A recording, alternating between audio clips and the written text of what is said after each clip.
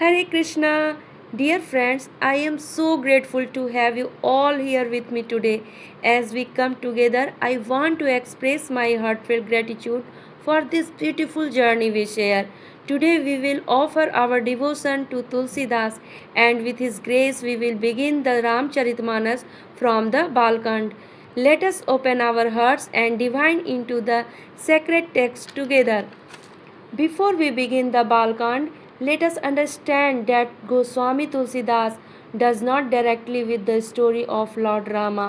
जैसा कि हम लोगों ने पहले के वीडियो में देखा कि वो सबको बारी बारी से वो आशीर्वाद ले रहे हैं, गुरु का नमन कर रहे हैं, भगवान शिव पार्वती सबका वो आशीर्वाद ले रहे हैं। तो हमने यहाँ तक स्टडी कर लिया था।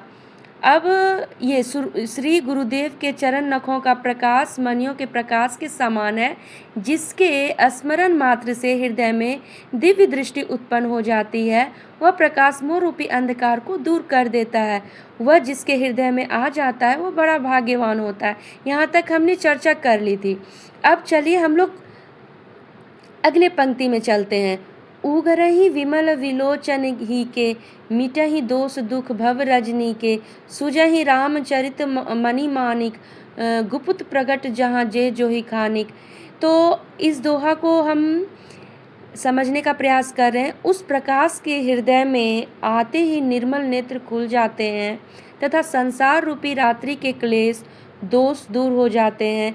श्री रामचरित रूपी मणि मानिक गुप्त या प्रकट रूप से जहाँ जिस खान में है वे सब दिखाई देने लगते हैं।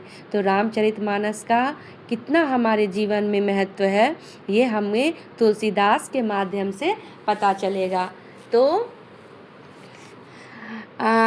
जैसे साधक सिद्ध और सुजान व्यक्ति सिद्ध अंजन को नेत्रों में लगाकर पृथ्वी वन और पर्वतों के भीतर कौतुक से ही नाना प्रकार की खाने देखते हैं, उसी प्रकार श्री गुरुदेव के चरणों की रज कोमल व सुंदर नयनों के लिए अमृत के समान है, जो नेत्रों के समान दोषों का नाश कर देने में सक्षम है।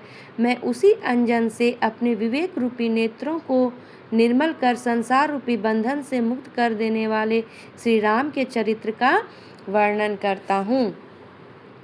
पहले मैं पृथ्वी के देवता ब्राह्मणों के चरणों को नमस्कार करता हूँ। सबसे पहले उन्होंने पृथ्वी में किस देवता को नमस्कार किया?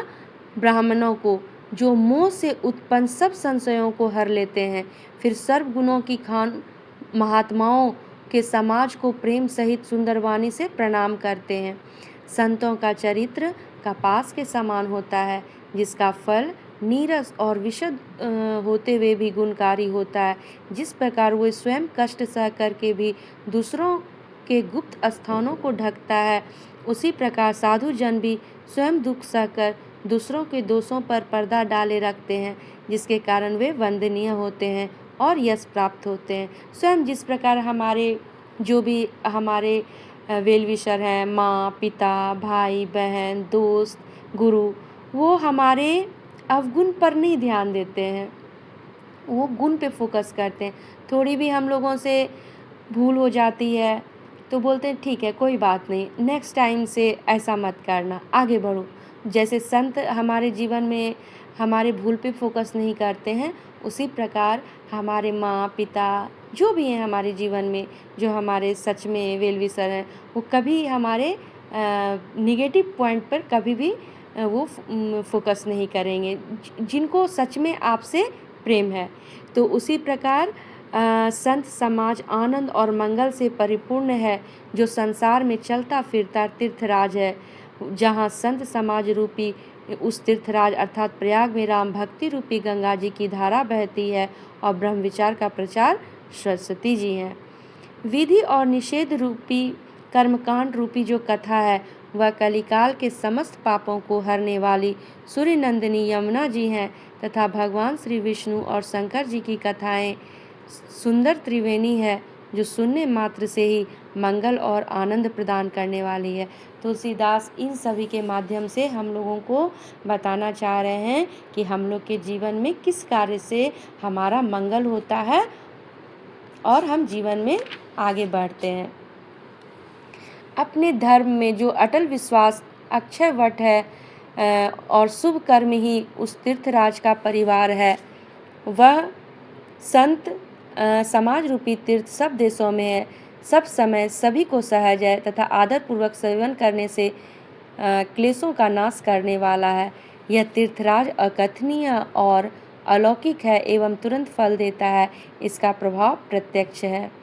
जो लोग प्रसन्न मन से संत समाज का उपदेश सुनते हैं और समझते हैं तथा फिर बड़े ही अनुराग पूर्वक उसका मनन करते हैं एवं मन से मगन होते हैं, वे शरीर के रहते ही धर्म, अर्थ, काम और मोक्ष चारों फल प्राप्त कर लेते हैं। तो हम लोगों को जो भी आप जिस भी गुरु को सुनते हैं, जैसे जो भी जैसे प्रेमानंद जी महाराज जो संत हैं, उनकी जो वाणी है कितने लोगों के जीवन को बदल दी। और आप लोग बताना कमेंट करके कि आप लोगों को परमानंद जी महाराज का जो भी वचन है वो आप लोगों के जीवन को कितना प्रभावित करता है। और उनकी पीड़ा क्या है आप लोगों को पता है ना, और वो उस पीड़ा को भूल गए भगवान को याद करके। तो इस वजह से अगर आपको यदि पीड़ा है ना शारीरिक रूप से या मानसिक रूप से तो या आर्थिक रूप से, तो आप भगवान का नाम लो, आपकी वो पीड़ा होगी पर वो एहसास नहीं होगा आपको। भगवान के नाम में, भगवान की चर्चा करने में, भगवान के महत्व के बारे में जानने से हमें यही लाभ होता है कि हम जिस भी स्थिति में हैं, हमें अगर अभाव है तो अगर भगवान का नाम लेंगे तो हमें उस अभाव का अनुभव नहीं होगा। दुख तो आएगा हमारे जीवन में लेकिन हमें उस चीज़ का अनुभव नहीं होगा। तो इस वजह से तुलसीदास जी हम लोगों को भी भगवान की भक्ति अपने इस जर्नी से हम लोगों को बता रहे हैं। तो वाल्मीकि, नारद और अगस्त्य ने अपने अपने मुखों से अपनी होनी कही है। जल, थल और नवचर अनेक प्रकार के जड़ चेतन जीव इस संसार में हैं। उनमें से जिसने भी और जिस प्रकार भी बुद्धि, कीर्ति, सद्गति, विभूति और नेकी प्राप्त की है उसे सत्संग का ही प्रभाव समझना चाहिए। वेदों और लोकों में भी इनकी प्राप्ति का दूसरा कोई नहीं है। एक गाना है ना, श्याम तुमसे मिलने का सत्संग ही बहाना है, श्याम तुमसे मिलने का सत्संग ही बहाना है, चलो सत्संग में चले, हमें हरि गुण गाना है। तो हम रामचरितमानस के माध्यम से सत्संग सुन करके या संत महापुरुषों का वचन सुन करके, प्रवचन सुन करके हम जो है अपने जीवन को बदल सकते हैं और आगे बढ़ सकते हैं और भगवान से मिल सकते हैं। किस बहाने भगवान से मिल सकते हैं? आप लोगों को हमने जिक्र किया, संत के बहाने, संत से मिल करके और सत्संग सुन करके अच्छे बातों को अपने जीवन में फॉलो करके हम भगवान के कनेक्ट में रहेंगे। बिना सत्संग के विवेक नहीं मिलता और राम कृपा के बिना सत्संग सुलभ नहीं होता, है ना। बिन सत्संग विवेक न होई, राम कृपा बिन सुलभ न सोई, सत्संगत मुद मंगल मूला, सोई फल सिद्धि सब साधन फूला। तो बिन सत्संग के विवेक नहीं मिलता और सत्संग भी हमें राम कृपा से मिलता है।